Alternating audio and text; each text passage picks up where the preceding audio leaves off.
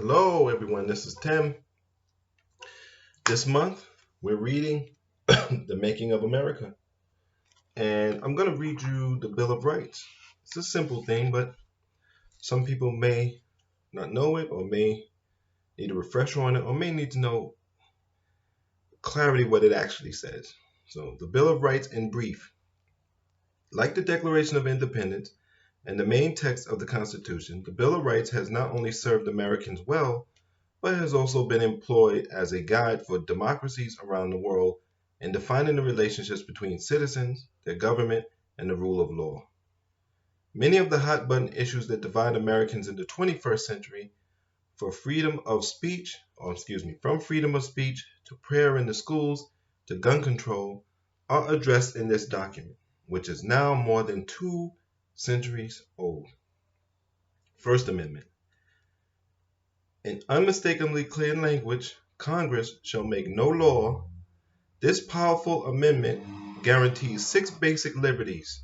So this is not the actual Bill of Rights, but this is an explanation about the Bill of Rights. This powerful amendment guarantees 6 basic liberties for Americans: freedom of speech and the press, freedom of religion and the separation of the church and state, the right to assemble peacefully, and the right to petition the government to address grievances. And the Second Amendment provides for the right to bear arms. Legal scholars still debate whether this right was meant to apply only to the now defunct state militias that once made up the bulk of U.S. armed forces, or is a general authorization to possess weapons for personal use. So I thought it was the Bill of Rights. It's explanations of the Bill of Rights. You can get the Bill of Rights anyway. You can read it. Third Amendment. Now dated and irrelevant, this amendment forbids the government to house soldiers in private homes during peacetime without the consent of the owner. May come back. You never know. This COVID thing is bringing up a lot of weird things about. We haven't seen, well, New York City has soldiers after 9/11, but you haven't seen soldiers in your street yet, but you may. Fourth Amendment protects against arbitrary searches of persons, houses, papers, and effects, and bans police from conducting many kinds of search without a court-issued warrant based on probable cause that a crime has been committed and that a search will yield significant evidence. They don't really care. Usually with black people, they just bust in our homes and do whatever they want. So that's a right we're supposed to have, but I don't know, everybody doesn't have it.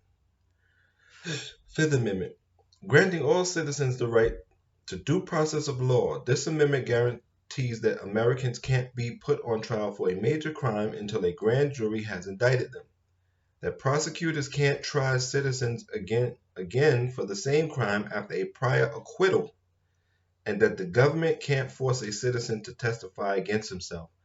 So a lot of times, if prosecutors think that they're not going to win, they won't bring a case because they'll come back later and try you. Or they could be trying you and think they're going to win. They might drop the charges. That doesn't mean you're free. Only acquittals would mean you're free as far as those charges.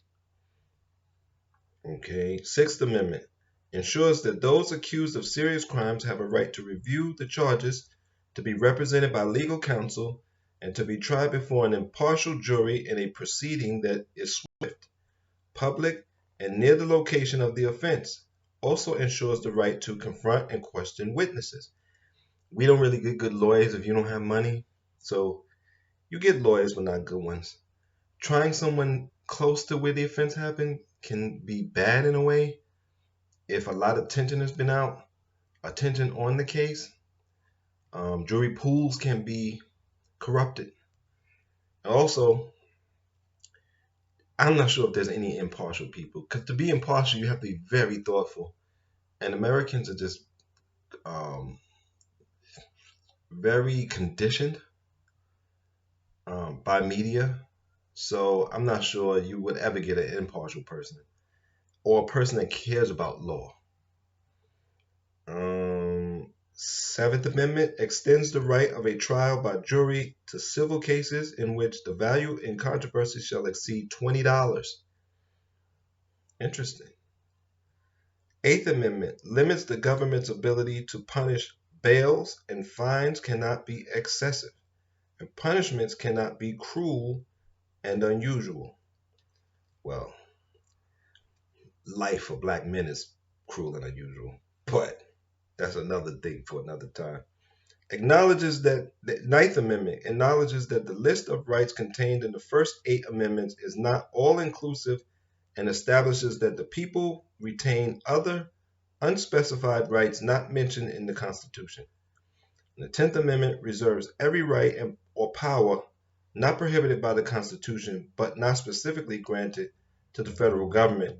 For the individual states and for the people, many have argued that this amendment seems so broad and self-evident as to be meaningless, including the U.S. Supreme Court, which observed in a 1931 decision that the 10th Amendment added nothing to the Constitution.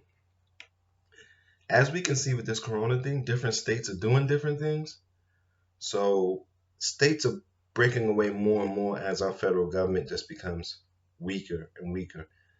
And it's not the president, it's the weakness of the Congress to actually put forth policy that helps the people. States are doing a lot more things on their own. So for instance, New York has free university for its residents. If you go to CUNY University or SUNY, so they have free public school that Sanders talks about. New York already has that. I'm pretty sure states are going to start doing Medicaid for all, because Medicaid is a state thing. Medicare is a federal. So you're going to start seeing Medicaid for all in some states. It's just going to be easier. It's cheaper. And with the COVID, it's better to have people under treatment than just people homeless, laying around, walking around without treatment, walking around without health care.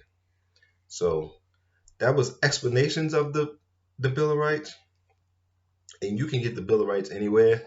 I'm more than likely going to read them at some point. But I wanted to put that out there so that people understand, because people argue about the Bill of Rights all the time in our faces, and it's good to refresh ourselves to see what they're about. So go read them. That's your homework assignment, and see if these explanations jibe with what you understand from the actual text. Until next time, thank you for your support. Take care of your mind, take care of your body, and be safe.